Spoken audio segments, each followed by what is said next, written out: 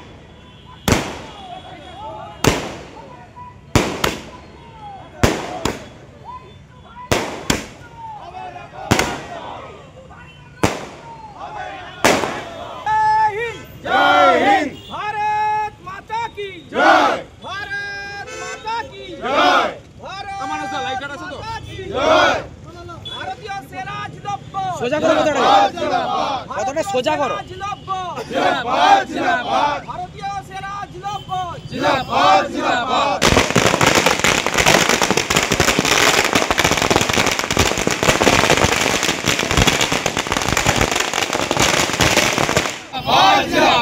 भारत माता की जय, भारत माता की जय, भारत माता की जय।